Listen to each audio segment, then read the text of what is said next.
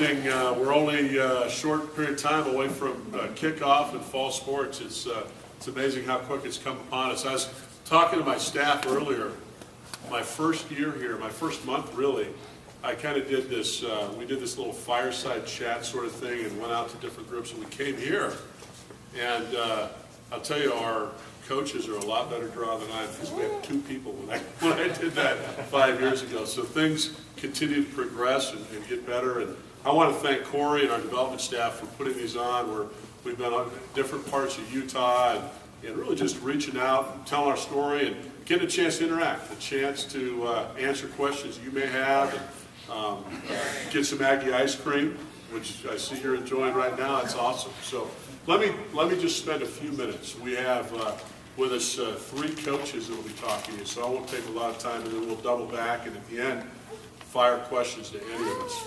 I want to talk about the people on the bus right now. We've made some changes. We've got a great group of coaches. I want to talk about facilities, transition to Mountain West a little bit, and where we stand there. So first, some of you probably heard me say in the past, athletics is the front porch to our university. It's not the most important room, but it's most visible, and that visibility introduces all sorts of people to our university. And then we've got individuals that stand on that front porch, and it's our team athletes and coaches. I couldn't be more proud of the coaches that represent this university. You're going to hear from 3 of our championship coaches here in a little bit. And then I want to tell you a little bit about some change. So one of the mottos is climbing the mountain. We're going to the Mountain West, and we want everybody to join the climb. We've got to raise our game a little bit. So we have made some strategic changes. We just hired new tennis coaches for the length of our program. We've had 1 tennis coach for 2 programs. And we've made a change, and we've hired 2 new coaches, and Sean McInerney and Clancy Shields for men and women's tennis. We couldn't be more excited about those hires and what they'll do to elevate our program. We're also in the middle of a search for softball and gymnastics coaches, and we're about ready to make those changes.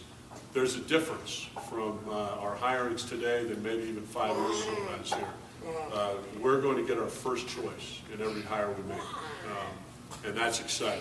We're going to get our first choice. We swung for the fence, and we're getting great, quick, quality coaches. So we're very, very excited about that. So in addition to the coaches we have, we love the new coaches that will be on campus. In terms of facilities, and you've probably read a lot about what's happening there, next Monday we'll have a groundbreaking ceremony to celebrate the beginning of the Wayne Estes Center. How many of you have heard a little bit about the Wayne Estes Center? So obviously we know Wayne Estes, one of our all-time greats, and that story is incredible. The lead donor, Jim Lobb, wanted to name it after Wayne Estes, who was one of his childhood heroes, Wayne Estes and Mickey Mantle. And so he named it the Wayne Estes Center. That'll be comprised of coaches' offices for volleyball, men and women's basketball. And then it'll be a competition venue for our volleyball team to give us a great home court environment for women's volleyball. And then it'll be a practice facility for men and women's basketball. And the need is evident. In fact, I tell this story often when people ask, so why this facility? I'm looking out my office window one afternoon, I see our men's basketball team piling into a van. This is in the springtime, and basketball season isn't here. We went down to talk to them. They're going over to Logan High to practice because there wasn't enough room in our facility. Since then, we've added a lot of students to our campus, so the impact is there. The other part of that facility is the recruiting impact that it has in terms of where we go with it. So very excited about that. The Strength and Conditioning Center will open in the next couple of weeks. We had a couple consultants on our campus, 2 guys I trust have been in the business a long, long time. The executive director of the 1A Athletic Directors Association, Dutch Bogman, and then also Todd Turner, who's been the AD at places like North Carolina State and Washington. They know the SEC very well, and one of the things they said when they toured our Strength and Conditioning Center is they said as they think about that facility and compare it to any school in the SEC, said it was absolutely without question the top half and equal to the top third, maybe a couple schools in the SEC with a better strength and conditioning center. So pretty good step for Aggie athletics in terms of recruiting the student athletes and delivering those services. Two other projects are going on. So we've got the basketball, volleyball facility, strength and conditioning center, and then the other two projects, one is the existing weight room. We're going to take that 8,500 square feet and add coaches' offices for our women's programs and locker rooms. And that starts the day that our folks move out of that, which is about a week from now. We'll commence that project. Phase one of that project should be done by December. So that's the third project. Number 4 is an interesting one. For some reason, when we built Romney Stadium, we forgot to add bleachers to the south end zone.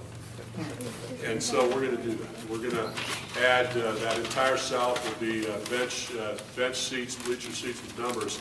It gives us an opportunity to better manage large crowds. We really believe we'll have multiple sellouts this year. And in order to manage those crowds and facilitate those crowds, we need seats with numbers and be able to usher that better and do a better job. So that's those are the 4 projects that are going on. Couldn't be more excited. We have our hands full. We have some more money to raise for the basketball practice facility, and we're looking forward to doing that between now and next spring. So the third thing I want to talk about is this transition. As we think about raising our game, the facilities piece, we're adding positions. We've got a new compliance position, a new strength and conditioning, a sports medicine trainer. We've got a new video coordinator. We're adding some pieces to our operations. And the reason we're doing that is as we think about where we benchmark ourselves and where we land in the Mountain West, things like facilities, particularly student athlete service sort of facilities like the ones I just spoke of, we land right in the top third, absolutely the top third of the Mountain West. We are right, not only are we in the game with these new facilities, we're ahead of many of them, and we're on solid ground. But if you think about where we're at with things like operations, total operations in our budget, we're about $8 million off the average. If you think about where that gap lies, and we've done a gap analysis, the gap is significant in terms of salaries and unfunded positions. So every year in our 5-year plan, we're taking chunks out of that, trying to be more competitive in the marketplace with the salaries we provide our staff, and adding positions such as the ones that I've described to get a little bit closer. Now there's a couple pieces to that that say, wait a minute, $8 million, how can you ever get there? One is that the average Mountain West member has 19.5 sports. We have 16. So right there's a couple $1 million delta that says, you know, apples to apples, they're going to spend more money. Tuition is lower at Utah State. There's some other economies, but we aren't going to win this battle if we keep saying we can do this much more with this much less. We can do more with less, but we've got to get that operations budget up. How we do that? We do that with season tickets in football. Absolutely, big blue donations. So we'd ask you to join the fight there. That's the biggest opportunity for us to gain and close that gap is filling the stadium with season ticket holders. So if you're not a season ticket holder, we need you to be. And we also need you to bring somebody with you. We need you to bring a friend. We need you to bring a relative. For those of you that are socially challenged and don't have friends, bring somebody that doesn't like you. Just bring somebody with you. Okay, this is going to be an exciting year. If you've been thinking, or your friends and family have been thinking about joining and jumping on the bandwagon, has there been a better time to do it? I'll answer that for us. There hasn't. This is the time. So jump on board. We're excited. I'll be here at the end.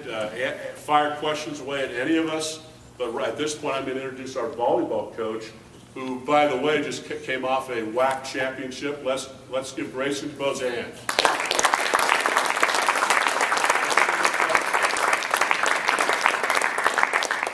Well, thanks. I know you're here to hear math, but I mean, really, since I'm here, I might as well say something. Coaching, I've decided, is a humbling job. If I didn't know that before, I knew that this year. We're rolling. We're kind of feeling pretty good. We're in this great spot in the conference. We're winning, and we're preparing for a match. And so we come out. The girls go to the locker room, and I usually wander down to the floor. And we have these very, very wonderful ushers. And they stopped me. And they said, "Yeah, do you have your pass?" And I said, "Well, I don't know. Do I need a pass?" "Yeah, if you want to get on the floor, you got to have a pass." And I'm like, "Well, I don't think I have a pass, but I'm the coach. Maybe that should..." And she looks at me and goes, "Yeah, really? Really?" And I thought to myself, if I'm going to make something up and I'm going to go pretend to be a coach at Utah State, the volleyball coach is probably not the guy. I don't want to be Matt, or I want to be, Gary at the time, or I want to be Stu. And I said, "Yeah, I'm pretty sure I'm the coach."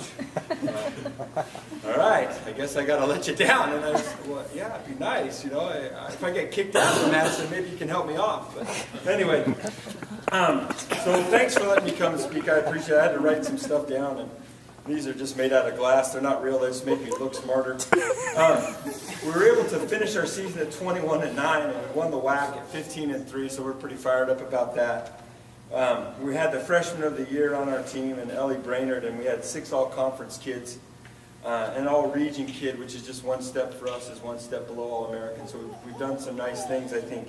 But the thing that I'm most proud of is we had 8 of 11 eligible kids become academic all-WAC, and that was pretty exciting for us. I think that's a 3.2 or better, and you have to play in 50% of the matches, and that was really exciting.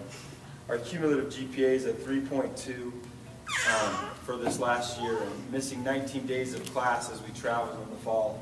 That's about a third of the semester that we spend on the road, and I'm impressed with who they are. And I'd like to take as much credit as possible for that, but I have these wonderful assistant coaches that make me look a lot better, and they're on task. And our kids, it's a valuable thing to have an education for these guys, and it's important to them. And because of that, they go get good GPAs, and they go graduate. 3 of our kids who just graduated, one's going to go to med school, another one's going to go get a master's in psychology, and another one's actually applying for a job in the department, so just I'm putting in a plug for her, FYI. No pressure or anything, but boy, she sure would be great at this job. But it's exciting. It's an exciting time to be an Aggie. It's a great time to be a part of this department. I was here in 1999 and 2000 as an assistant coach, and it's fun to see the growth and the progress. It's really fun to work with Scott Barnes and Jana Dogga, who's my direct boss, and these guys have a real great vision of who we can become and who we should be, and they hold us to a standard, and that's important. What else do I have? We had this nice recruiting class come in. We had a bunch of kids leave on LDS missions that we weren't counting on, and that kind of put us behind the 8 ball a little bit, and we were able to replace those kids. And because of that, they ranked our recruiting class highest honorable mention, so they ranked the first 35, and then we're somewhere in that next mix of the next 20 teams in the country. So we were real pleased with that. And we're very excited about breaking in a new building in a year. We're excited the leadership that we're provided here at Utah State. I think it's wonderful. I've been a few different places in the course of my career, and this administration that I get to work with every day is as good as anybody I've ever been around. They appreciate the work that we do. They want to make it good for us, and I'm excited about that. And then finally, the 3 kids that graduated are 2-time WAC champions, which is a pretty unique thing. We haven't been able to say that very often in volleyball. So there you go. That's us, and is Coach next? So Coach, I'm going to turn it over to you because you're the man.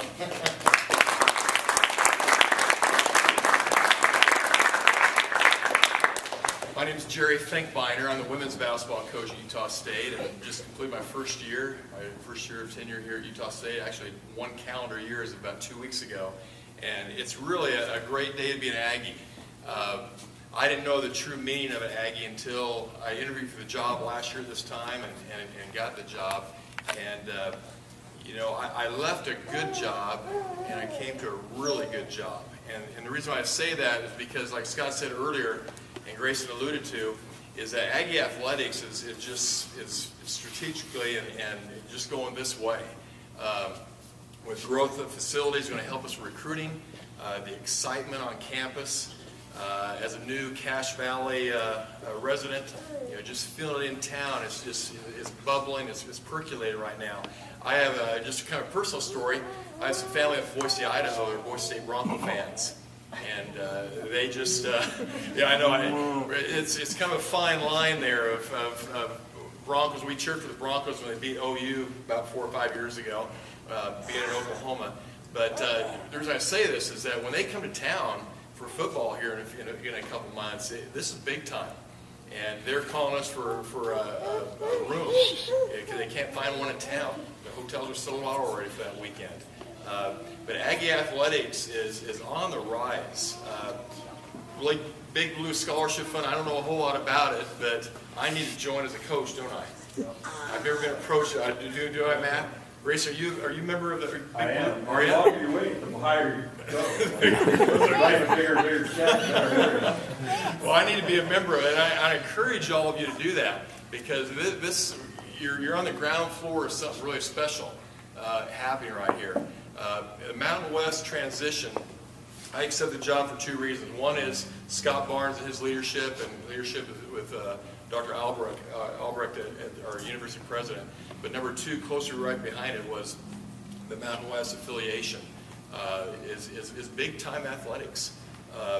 Now, I think you'll see the schedules of our teams. Teams coming in are the Fresno States, San Diego States, Wyoming's, New Mexico's. That's a lot different from University of Seattle, a lot different from New Mexico State. People like this. This is the next step up. It demands national attention. And I accept that challenge as a coach. On the women's basketball side, the Mountain West is considered just a half a step below the BCS Power Conferences. It is truly a power women's basketball conference. You're going to see some athletes coming here, some teams coming here. They're true quality nationally ranked teams. And that's where we plan to be in the very near future. Just a little synopsis about our team this past year. I inherited a group that was big heart and very excitable kids. We started off winning only 2 of our first 10 games. Really grouped together, came together, won the next 14 out of 16 games.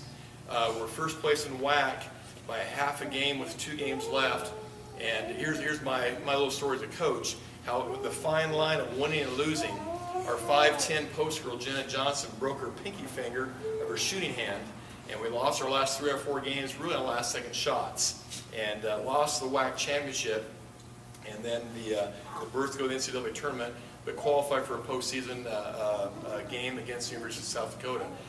Good season, 18 wins. We're expecting 20. Returning a good core group this year's team. We have an excitable recruiting class coming in. I want to encourage the market base of women's basketball are young families and senior citizens. That's kind of the market base of our crowd. Unofficially, we doubled and almost tripled our fan base this year. It's kind of interesting, the girls that are returning that played for me, they're juniors and seniors, they coach. It's a lot of fun warming up with the band and warming up with people in the crowd. So we're not used to that.